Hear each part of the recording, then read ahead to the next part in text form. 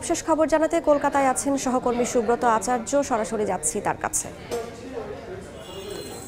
দেখুন, এই যে শুধু দিল্লি নয়, ভারতের বিভিন্ন রাজ্যে গত পরশু দিল্লির রাজ্যপাল ভিকে সাক্সেনা তিনি যখন দিল্লির পুলিশ কমিশনারকে চিঠি দিয়েছেন, এই চিঠি দেওয়ার পরই দিল্লির পুলিশের পক্ষ থেকে তৎপরতা শুরু হয় এবং এখনো পর্যন্ত কিন্তু সুনির্দিষ্টভাবে কোনো অবৈধ বাংলাদেশিকে কিন্তু গ্রেপ্তার করা হয়নি।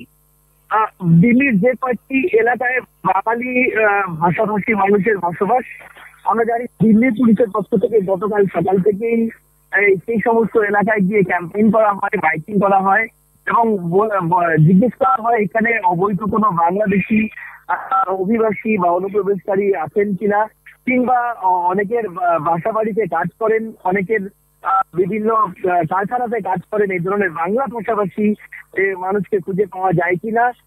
এই তৎপরতা নিয়ে কিন্তু স্বাভাবিকভাবে স্থানীয় গণমাধ্যম এবং স্থানীয় তৈরি হয়। আপনি জানেন যে এই 5ই আগস্টের পর থেকে ভারত এবং বাংলাদেশের মধ্যে যে কূটনৈতিক শীতল সম্পর্ক শুরু হতে থাকে, সেই কূটনৈতিক সম্পর্ক শীতল হওয়ার ঠিক এই সন্ধিক্ষণে আবার ভারতের এই রাজধানী দিল্লিতে সুনির্দিষ্টভাবে অবৈধ বাংলাদেশি অনুপ্রবেশকারীদের শনাক্ত এবং গ্রেপ্তার অভিযান কিন্তু বাড়তি গুরুত্ব দিচ্ছেন এই দুই দেশের সম্পর্ক নিয়ে।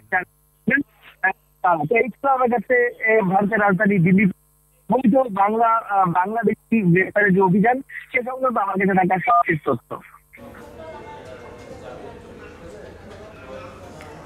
সরাসরি যুক্ত ছিলাম কলকাতায়।